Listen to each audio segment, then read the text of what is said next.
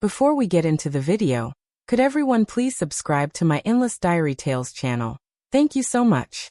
When the Major General was injured during a mission, my man was having an affair with my younger sister at the family compound. In my previous life, I had risked everything to save the Major General. I dragged his unconscious body home only to walk in on my boyfriend and my sister, half-dressed and tangled in bed. Once they realized who the Major General was, greed overtook them. They deliberately dumped my injured body into a bandit den, letting me be violated to death. Sis, just die peacefully. The credit for saving the Major General will be mine now, she said. When the Major General regained consciousness, they stole my identity. My sister took the glory, pretending she was the one who had rescued him. She became the honored savior of the Major General, while my boyfriend was promoted to platoon leader. As for me, my bloodied corpse was discarded in the mountains, rotting, stinking, and torn apart by wild dogs. Then I opened my eyes and returned to the very day the Major General was injured. This time, I didn't reveal his identity to my boyfriend or my sister. Their true nature would reveal itself in front of the Major General soon enough. This time, I would make sure he remembered it was me who saved him. When I came to the unconscious Ryan Hayes, the Major General was lying beside me. I frantically checked myself. Other than the wound on my leg from dragging him, the rest of my body was unharmed. Nothing like the mutilated mess of my previous life. Looking at the semi-conscious Ryan, I didn't rush to carry him home. Instead, I pressed hard on his wound. Ryan groaned in pain and slowly came to. I quickly helped him sit up, flustered. "Are you all right? Did I hurt you?" I asked, pretending not to notice the guarded look in his eyes as I calmly dressed his wound. "You're lucky you ran into me today. My dad taught me how to treat gunshot wounds. If it had been someone else, you'd be dead by now. You better remember who your lifesaver is. Just look at me. I even hurt my leg trying to save you." I moved closer, pulled up my pant leg, and showed him the crescent-shaped birthmark on my calf. His pupils contracted and his expression became complicated. I didn't rush to bring Ryan down the mountain. I gave him the food and water I had on me to help him regain strength. His uniform stood out too much, so I stripped an enemy corpse nearby and gave Ryan the enemy's clothes to change into. Only after I saw him conceal his gun securely did we begin heading back. On the way, my mind kept circling back to my past life. It was this exact early return that had exposed the truth. Every time I went into the mountains, my boyfriend Jake Carter would sneak around with my sister Emily Carter at the family compound. They even had their son Nathan stand guard outside. When I returned last time with a barely breathing Ryan Hayes, Nathan blocked the door with a disgusted look.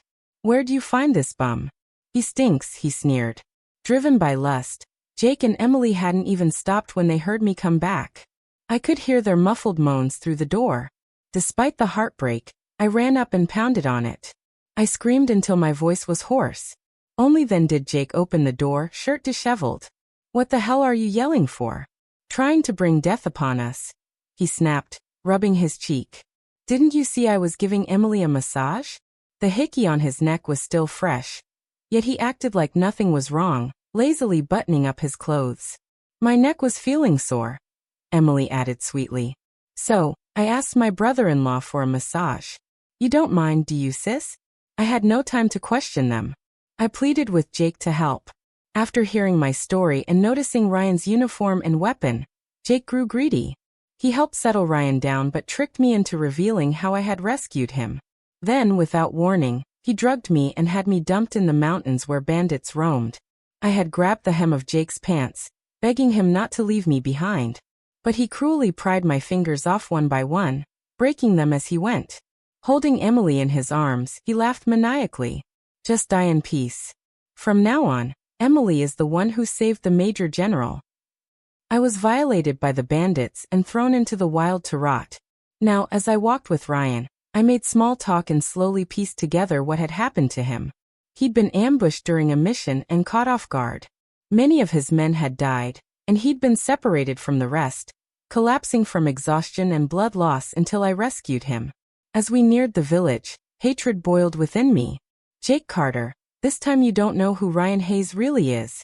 I wonder how you'll treat him now." Just like in my past life, I brought the Major General back to the family compound. When my son Nathan Carter saw me, he frowned and asked sharply, "Why are you back so early?" As if I had no right to be there. In my previous life, I had saved baby Nathan from a pack of wild wolves on the mountain and brought him home. I kept his true origins a secret and raised him as my own son. After I died, my resentment was too great for my soul to rest. I drifted back to the house only to discover the truth. Nathan had always known he was adopted, but Jake had told him that it was Emily who had rescued and raised him. No wonder, no matter how much I loved him, Nathan had always been closer to my sister Emily. After my death, he hadn't wasted a second before welcoming her into the house and sweetly calling her mom. Even all that might not have been enough to make me hate Nathan, but then he laid hands on Yuan Bao, my little dog. That filthy mutt follows that awful woman everywhere. "I know Mom doesn't like dogs. Let's just kill it and eat it," he'd said. He was just a child but already so vicious. I watched in horror as Nathan beat Yuan Bao to death with a stick. I hovered helplessly above, unable to protect her. Even as she died, Yuan Bao never bit back. She just whimpered softly in my direction with her last breath. A groan beside me pulled me back to the present. Ryan Hayes's wound was still bleeding heavily, and his consciousness was fading. I adjusted my posture to hold him more steadily and introduced him. "This is my son Nathan. We're home now." In my last life, I had ordered Nathan to help dress Ryan's wounds. He hadn't been willing, but he still did it. This time, I didn't force him. I supported Ryan and moved forward, silently hoping Nathan would lend a hand. But Nathan's disgust was plain on his face. He covered his nose and backed away. "Where'd you pick up this homeless guy? He's disgusting. Get him out of here. He's not coming into our house." Ryan looked shocked. He hadn't expected my own son to treat me that way. He frowned at Nathan, his expression cold and sharp from years on the battlefield. Nathan flinched under his gaze. "Nathan, you can't be rude to our guest. Apologize," I scolded him. Nathan, still a child, was startled, then humiliated by the reprimand. His pride wounded, he lashed out in anger and kicked Ryan. "What are you staring at me for? Ha! I'm not apologizing to some filthy bum." Ryan hadn't expected Nathan to be so out of control. He didn't dodge in time and took the kick to his shin. I rushed to stop him only to be shoved aside by Nathan at the same time. He glared at me, turned away, and stormed off to the side, waiting for me to come chase after him. But he'd miscalculated. I didn't go after him at all. Instead, I looked at Ryan awkwardly and said, "Sorry about that. I found him as a baby. I guess I spoiled him too much. He's always been closer to my sister." I lowered my voice as I explained just as I was about to knock on the door, but from inside came flirtatious, suggestive laughter. My expression froze. Inside, that was Jake and Emily. My face drained of color. I stood there, eyes hollow with disbelief, my lips trembling. My eyes turned red almost instantly as tears threatened to spill over. I looked at Ryan, helpless, ashamed. He too looked awkward, clearly wishing he could pretend he hadn't heard a thing, but the sounds inside only grew clearer. I sniffed hard, holding back tears. Men, there are plenty of them in the world. Right now your injuries matter more. Ignoring Nathan as he tried to block my way again, I raised my hand and pounded on the door, shouting for Jake to open up. "What the hell is wrong with you?" Yelling like a madwoman in broad daylight. Jake snapped as the door swung open, his voice arriving just before his hand did. Slap. His palm landed hard across my face. I staggered and fell to the ground. Ryan, despite his injuries, rushed over to lift me up without hesitation. Emily took one look at my disheveled state and sneered. "Geez, sis, where'd you go crawling around to end up this filthy? You stink." I stared at the two of them, their smug, indifferent faces. Hatred twisted around my chest like thorny vines. In my previous life, by the time they were done with me, I was barely clinging to life. My body was covered in wounds, my legs broken so badly, I couldn't even walk. When Jake Carter and Emily saw I was still alive, they knew they couldn't let me stay that way. "The only difference between you and your sister is this birthmark. If the Major General finds out you're not the real one, we're both dead," Jake had said. His hand trembled slightly as he held the knife, but he didn't hesitate. With one clean stroke, He sliced the birthmark from my skin. Lindsay, only with you dead can we finally have peace of mind, Emily had sneered. You trampled over my corpse to climb your way into a life of wealth and luxury. Was it really so peaceful living with that on your conscience? This life. I came back for revenge like a ghost summoned by hatred. As I thought of all this, rage surged through my chest. But when I raised my head, I still wore a pleading expression. Please help him. He's a major general, I said urgently. Jake glanced dismissively at Ryan Hayes and scoffed. Major General? All I see is a filthy beggar. I couldn't help but laugh to myself. I'd changed Ryan's uniform for this very reason, so they wouldn't recognize who he really was. Now I wanted to see what kind of faces they'd put on this time around. Jake, he really is a major general. He's badly hurt. Please take him inside so we can treat him. Jake's face twisted in mockery. You say he's a major general, so he must be. Then I'm the president. You think I'm buying that crap? Ryan's chest rose and fell with anger. Jake was being outrageous. Jake sneered. Trash like this? Treating him would be a waste of my medicine. But hey, if you really want to save him, it's not impossible. Get on your knees and beg. Ryan's voice was low and sharp. You've gone too far. But I had no choice. I lowered myself to my knees and begged. Even if he's not a major general, he's still a human life. Please just let us in. I'll find medicine and bandage his wounds. Jake burst into cruel laughter. But instead of agreeing, he kicked me hard, sending me sprawling. You're actually kneeling. God, you're disgusting. He's trash. Let him die somewhere else. Don't stink up my house. Emily's eyes lit up with malice as she covered her mouth in mock surprise. Wow, sis. You brought a man home and begged us to take him in. Is this your secret lover? Jake's face darkened, his gaze flicking suspiciously between me and Ryan. Emily wasn't done. She continued to fan the flames. Jake, look, she'd rather kneel for this man than for you. If he's not her lover, what is he?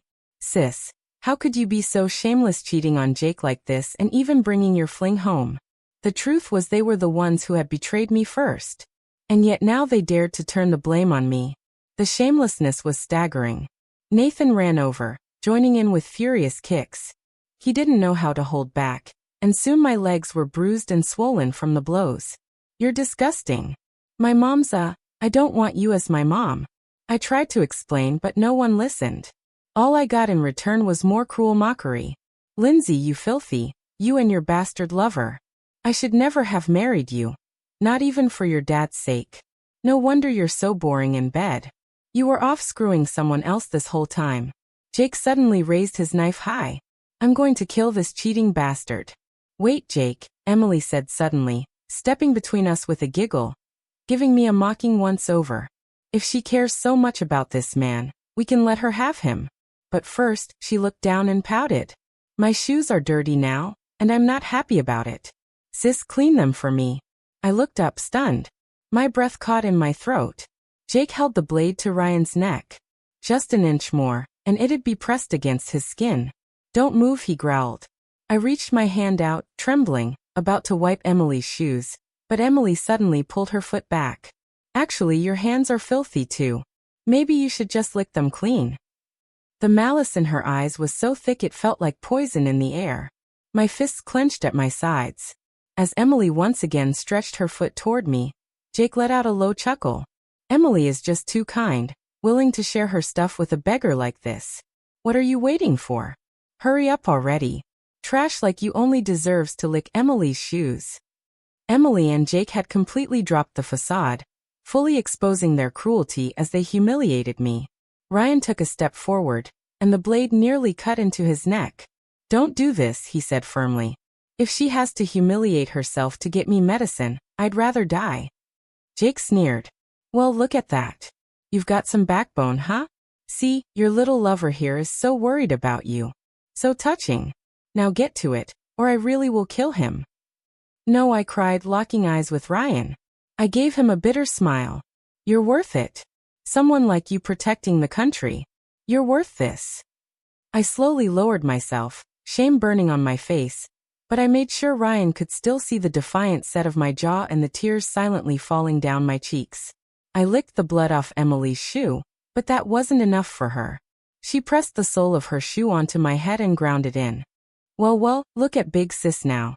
Bet Dad would be real proud seeing what kind of woman he picked, she sneered. My face was smeared with dirt. I raised my head just enough to ask for the medicine. Jake still looked reluctant to give it, but the hatred in Ryan's eyes made him hesitate and finally nod.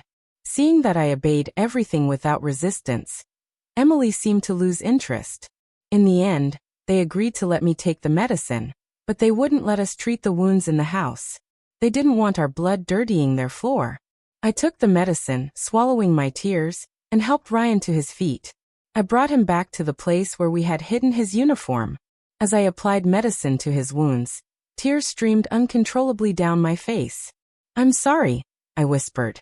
If I hadn't told you to change out of your uniform, they wouldn't have treated you like that. But Ryan caught my hand and apologized instead. I shook my head. This wasn't your fault. I never imagined they'd be capable of something like this. While I was tending to his wounds, he kept glancing at me as though something was on his mind. Finally, he couldn't hold back anymore. Is your father? Was he Colonel Edward Yee? It turned out that in his younger years, Ryan had once served under my father's command. I had never known that, not in this life or the last. When he first saw my crescent-shaped birthmark, he hadn't dared to believe it. But once he heard my last name was Yee, it all clicked. He remembered seeing me as a child around the military base. When he mentioned my father, I turned my face away. This time, the tears I shed weren't out of shame, but genuine grief. I told Ryan, when Dad was alive, Jake tried everything to win me over. He was devoted. But after Dad died, he changed completely.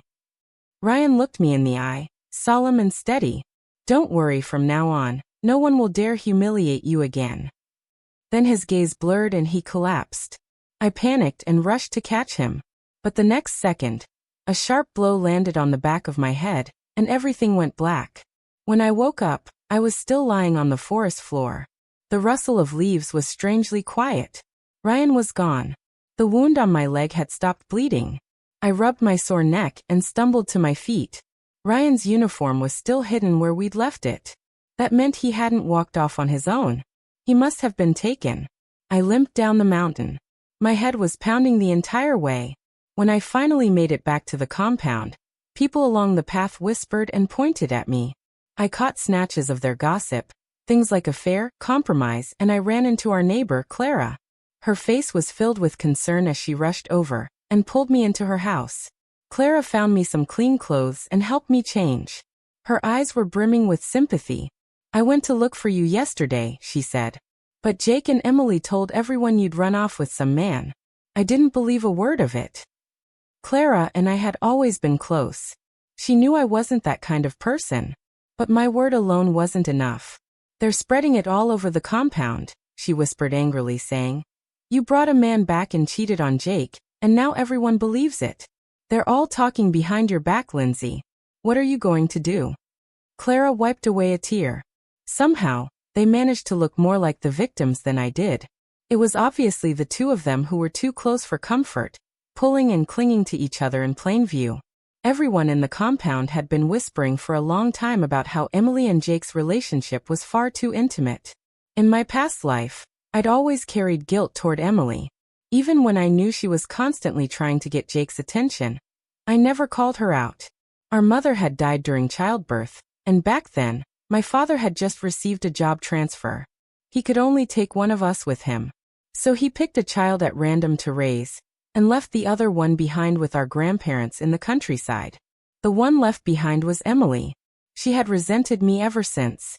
But what she didn't know was that I had always envied her too. While she got to laugh and play freely with childhood friends, I spent most of my days on the road with my father, eating cold meals under the open sky, while she curled up in the warmth of our grandparents' arms. I was crawling through mud with a group of men, training, surviving.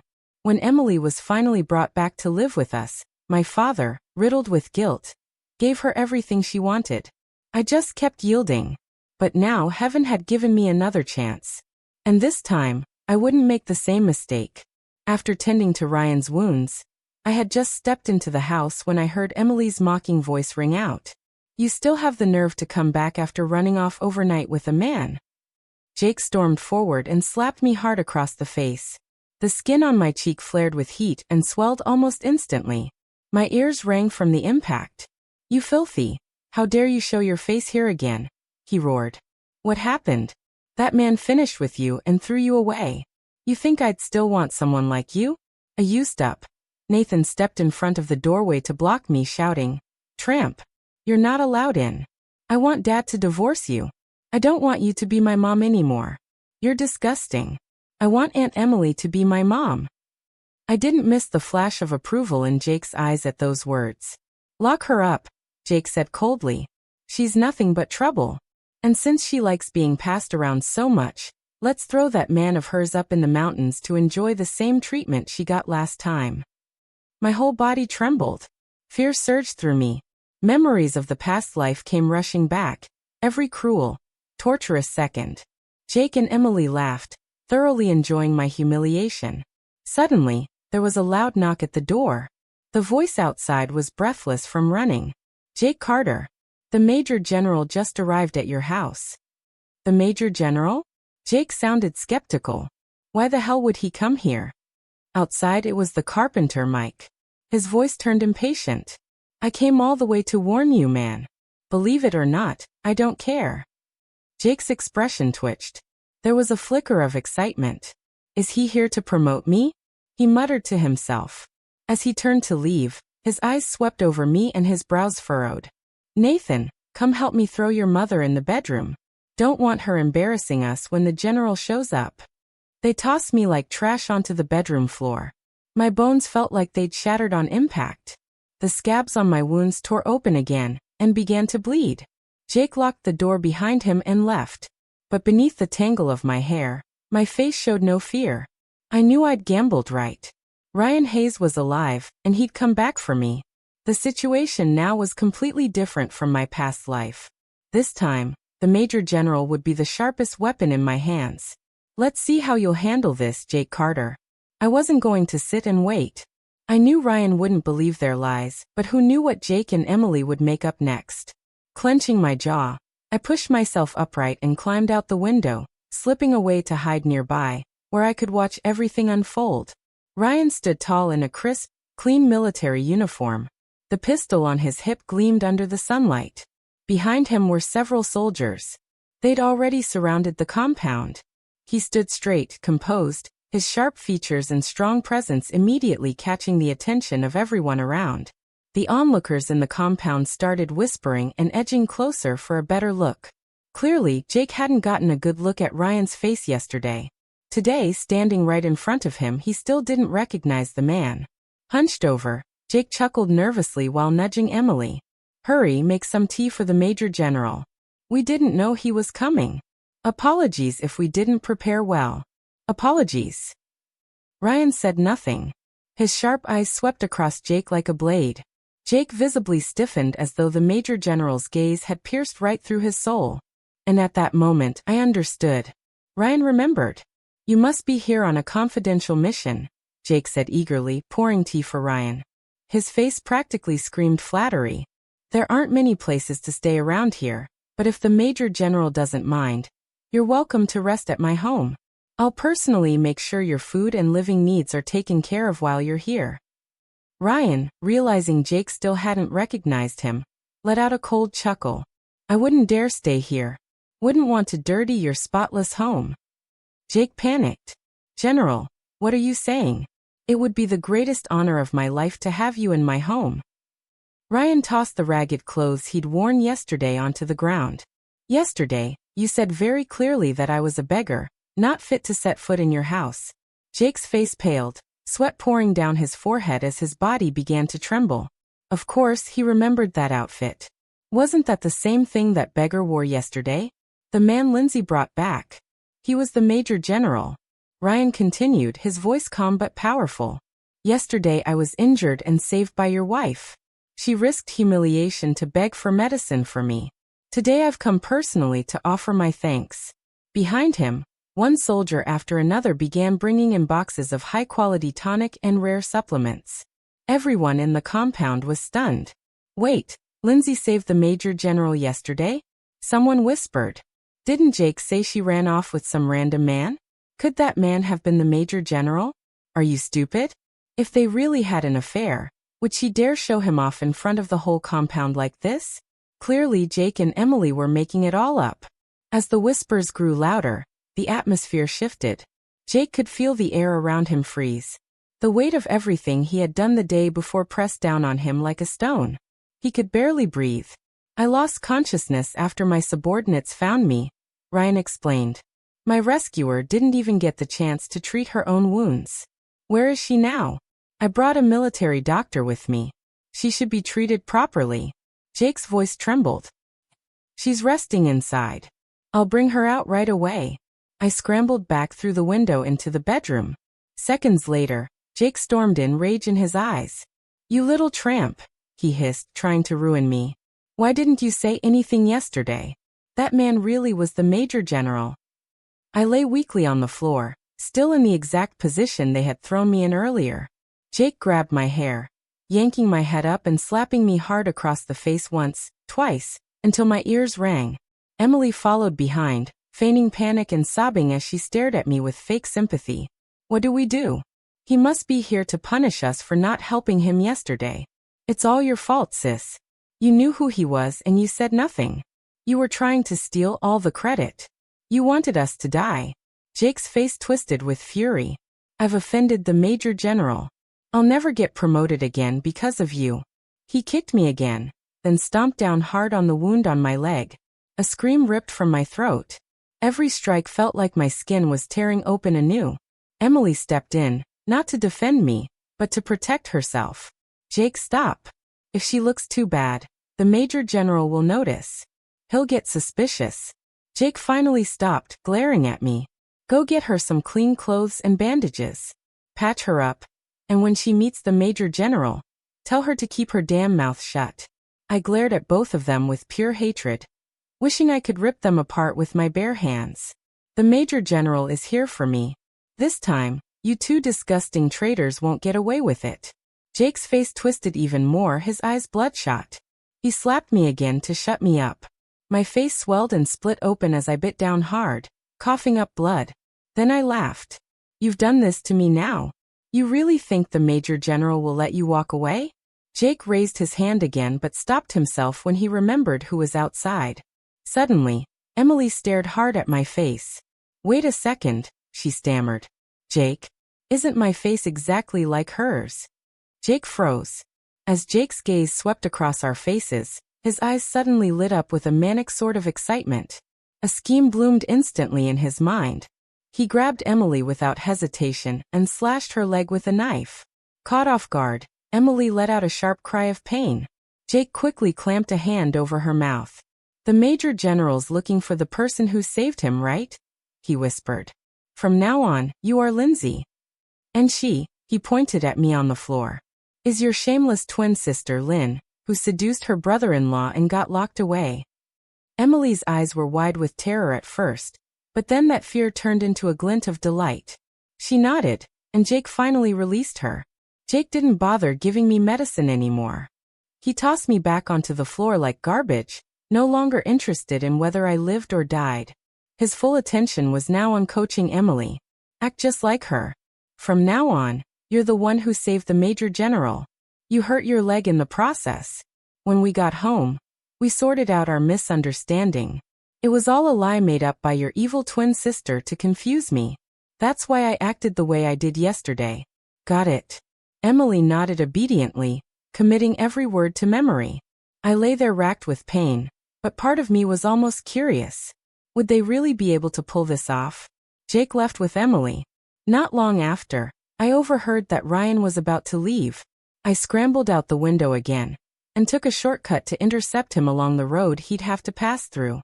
When I heard the sound of boots and voices approaching, I flung myself to the most visible spot along the roadside and collapsed there. When I saw Ryan send someone to check on me, I finally allowed myself to pass out. He brought me back for treatment. As the medicine was applied to my wounds, I bit down hard to keep from making a sound. Ryan's expression was unreadable, his eyes like deep wells, but I could clearly see a flicker of pain in them for me. They really think that girl is you, he asked. I nodded. I promised them money, power, whatever they wanted. They've been enjoying themselves so much they haven't even gone home to confirm if I'm really gone. If they want power, I said, they'll need to prove themselves. The army won't just accept anyone without merit. I know there's a gang of mountain bandits nearby, I added. They've been calling themselves kings, harassing the locals for years. Why not send Jake to wipe them out? If he succeeds, give him what he wants. Ryan fell silent in thought, then looked up at me. I met his eyes without flinching, letting him see the ambition burning behind mine. I didn't try to hide it. You want to lead a raid on the bandits? It's refreshing talking to someone smart, I said. Jake is all show. He's useless in a real fight. My father spent his final years worrying about those bandits. If Jake can't handle it, then please give me a chance. He looked into my eyes for a long time before sighing and shaking his head. You remind me of a girl I lost to in a shooting match over a decade ago. Back then, your father was just a major general, and I was a young squad leader under him. Cocky thought I was invincible, a crack shot. Losing to you was the wake-up call I needed. That's when I started taking everything seriously. Wonder if your aim's gotten rusty, he added. I smiled. I remembered it, too. How my father had asked me to teach a brash new recruit a lesson. I never imagined that recruit was Ryan, but as I smiled, my vision blurred. The memory of my father weighed heavy on my heart. He had spent his life in battle, and the wounds had long since weakened him. A few years ago, his condition worsened.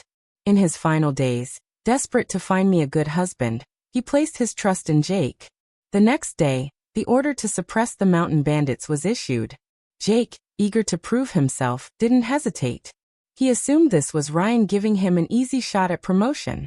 Just a bunch of ragtag outlaws. Nothing serious. So, after just a few days of enjoying their ill-gotten comfort, Jake and Emily were sent off to the mountains to set up camp. Meanwhile, I began training again with Ryan's soldiers. It had been years since I last held a gun. My hands were stiff, my aim rusty, but I was ready to relearn. Even so, my marksmanship stunned a group of seasoned veterans. Ryan let out a quiet laugh. You're still just like before. Never one to back down. Never letting anyone outdo you. Then he handed me a gun. This is my personal sidearm. It doesn't belong to the military. I'm giving it to you. May it keep you safe. The cold, stony expression he always wore seemed to soften a little. When he looked at me, there was a warmth in his eyes that overflowed in a single instant. I smiled as I took the weapon without hesitation or pretense. The days passed in training, and then a month later, a message arrived from the mountains. The bandits had scouted out the troops' encampment and launched a surprise attack in the dead of night. They captured an officer and used him as a bargaining chip to try to force the army to withdraw. Ryan, usually calm, actually lost his temper. It turned out Jake had realized 2 weeks earlier that he wasn't a match for the bandits, but he deliberately hid this and never reported it. When the ambush came, he didn't lead a defense. He ran. Because of that, we lost a number of good men. I volunteered to negotiate with the bandits. When we reached their base, they were parading a captive bound tight, carried like a hog down the mountain. At first glance, I couldn't believe my eyes. It was Jake along with Emily and Nathan, all tied up and bruised. The captives the bandits were talking about were actually the entire Carter family. Jake's face was swollen and battered, his clothes in tatters. The moment he saw soldiers arriving, his eyes lit up in hope. But when he recognized that I was the one approaching, his expression changed like he'd seen a ghost. I only let my eyes rest on Jake for a second before shifting focus to the bandits. I scanned their faces until I saw the ones that haunted me from my past life. My breath caught in my throat, and it took everything in me to stay calm. Emily was the first to react. Sister, help me. It's me, Emily. She completely ignored the fact that they were impersonating me. She just screamed my real name without shame. Jake's mouth was gagged, but when he heard her blow their cover, his eyes widened in fury. You idiot, he tried to shout. You were the one who said you two looked alike. How else was I supposed to come up with that plan? The two of them started blaming each other like rabid dogs turning on their own. Nathan was terrified, sobbing. Mom, please help me. The bandits, fed up with the noise, slapped all three of them hard, finally silencing them. Emily saw an opening and tried to break free. She managed to wriggle halfway out of her restraints and bolted down the hill, but a nearby bandit grabbed her by the hair and yanked her back. She bit down hard on his hand in desperation, and he exploded in rage. Drawing his knife, he raised it to strike. Emily shrieked in terror and shoved Nathan in front of her. Caught off guard, Nathan let out a muffled grunt as he crumpled to the ground, his wide, shocked eyes filled with disbelief as he died. It took Jake several seconds to process what had happened. When he did, he exploded with fury. "You monster!" he screamed, trying to lunge at Emily, but his hands and feet were bound too tightly. The bandits, annoyed by all the shouting, struck Jake's leg with a blade. He screamed in agony, convulsing on the ground. Emily, trembling all over, collapsed to her knees. Ryan didn't show much expression on his face, but the moment the bandits' attention shifted to Jake, he gave the silent order. Gunfire erupted instantly from the forest. The soldiers who'd been lying in wait opened fire. The bandits dropped like flies. Because Jake and Emily were already on the ground, they were spared. The bandit leader tried to flee, but I drew my gun and in just a few seconds took him down with a single shot. We rescued Jake and Emily and dragged them back to the camp. I threw them down in front of everyone. "Why does this woman look exactly like the sharpshooter the Major General brought back?" one of the soldiers asked aloud. Many of them had never seen Emily before, only heard the story of a couple who'd supposedly rescued the general. I stood tall, unfazed. I raised my head and stared at the pair of them curled up on the ground. "So," I said coldly, "which one of you wants to explain first?" Jake was still bleeding from the wound on his leg and couldn't move as quickly. Emily scrambled forward on her hands and knees, grabbed the hem of my pants, and burst into tears. "Sis, it was all Jake's idea. He forced me to do it. He threatened to ruin my reputation if I didn't obey him. He said he'd tell everyone I tried to seduce him. I didn't dare disobey him," Emily sobbed. At that moment, Jake finally managed to crawl over and shoved her away.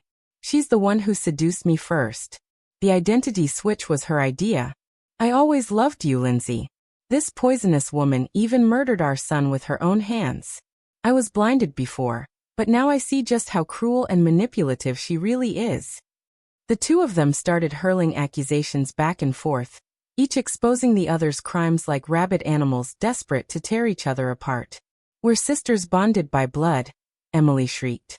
"If it weren't for your threats, I'd never have turned against my own family. You filthy snake." Jake snapped. "Why wasn't it you who died? You killed my son." By now, everyone present understood what had happened. Jake and Emily had conspired to deceive the Major General, steal my identity, and impersonate his savior. "Poor Lindsay," one of the soldiers muttered. "To be stuck with a man like that and a sister like her." As my fellow soldiers offered their sympathy, I waved them off and watched the two traitors with interest as they tore into each other. Once the bandits had been dealt with, I went to the temporary holding cell where Jake and Emily were being kept. They were already black and blue from fighting each other. As soon as they saw me, they lunged forward, begging for mercy. I didn't want to dirty my hands with them, so I tossed a dagger onto the floor between them. "Love and family, hard choices, right?" I said coldly. "So I'll make it easy. I'll only choose one of you to live. Whoever survives wins." They turned into wild animals. One moment pitiful, the next filled with viciousness. Emily, uninjured, moved first, snatched up the knife, spun around, and lunged. But Jake grabbed her from behind and locked an arm around her throat. In the struggle, she stabbed him in the arm, but he didn't let go. Not until she stopped breathing, and the blade fell from her hand. I clapped lightly. "You lived. I keep my word. I choose you." Jake's eyes gleamed with hope. "But I don't have the authority to release you," I added with a smirk. "You'll have to wait a little longer." I turned and walked away, smiling to myself. Oh, one more thing I forgot to mention. There were too many bandits captured. Not enough cells to hold them. A few are particularly nasty. Since no one else wants to share a room with them, I'm afraid you'll have to. "What? Lindsay, you can't do this to me," Jake shouted after me in panic. I motioned for the guards to lock him in with the worst of the bunch. A few days later, they dragged Jake out of the cell. Actually, they had to carry him. He couldn't even walk anymore. No one knew exactly what had happened to him in those few days, but judging by his condition, it had been hell. I had food prepared for him. He devoured it like a starving animal, thinking that I'd finally forgiven him, that his good fortune was returning. What he didn't realize was that right after his last bite, he was dragged off again, this time to the execution ground. What's going on? Why am I being tied up? He looked up and saw Ryan in full uniform, standing tall like a pine tree before the assembled ranks of soldiers. Realization hit him like a brick. No, wait. Let me go, Lindsay. You promised. You said you chose me. You can't let me die. I smiled. I did choose you, but the Major General didn't. You're a deserter, Jake. Since when did I have the authority to pardon a man who fled the battlefield? Jake's lips trembled. Then he looked up and saw two soldiers with rifles aimed straight at him. His legs gave out and he collapsed, a stench leaking from between his legs. I wrinkled my nose in disgust. That this man had once shared my life was a shame I'd carry forever. Jake Carter, for desertion in battle, conspiracy, and the murder of Emily Carter. You are hereby sentenced to death. Then 2 gunshots rang out across the mountain. My tears fell, not for him, but for the version of me in that past life who had once trusted him. A few days later, Ryan prepared to lead his troops back to Beijing. I knew very well that I wasn't enlisted. I couldn't return with them to the capital, so I had prepared early to see them off. As the time came, Ryan reached out his hand to me. I nodded, letting him know I understood. Then I unhooked the pistol from my waist and handed it back to him. A few soft chuckles broke out around us. I looked around confused. Ryan let out a quiet, helpless sigh. Once I've given it to you, there's no taking it back, he said. That wasn't what I meant. He paused, took a steadying breath, and continued, his voice just a little tense. I was asking if you wanted to come with us as family. The moment he finished speaking, I took his hand and held it tightly. Well then, I'll be counting on you from now on, General Hayes. I never imagined my life would circle back to this moment. Not as the broken woman betrayed and discarded, but as someone who had taken her fate into her own hands. As the trucks rumbled toward the horizon, dust rising behind their tires, I sat beside Ryan. No longer just a protector in uniform, but a man who saw me for who I truly was. Not the sister, not the scapegoat, not the victim. Lindsay E. The one who endured betrayal and death and still rose again. Behind me, the compound where I had been humiliated was growing smaller, the past shrinking with every mile we left it behind. Jake was gone. Emily was gone. The lies they spun buried with them. The mountain that once held only fear now stood as the place I took back my name, my strength, and my future. I had no family left. Not in the way others would define it.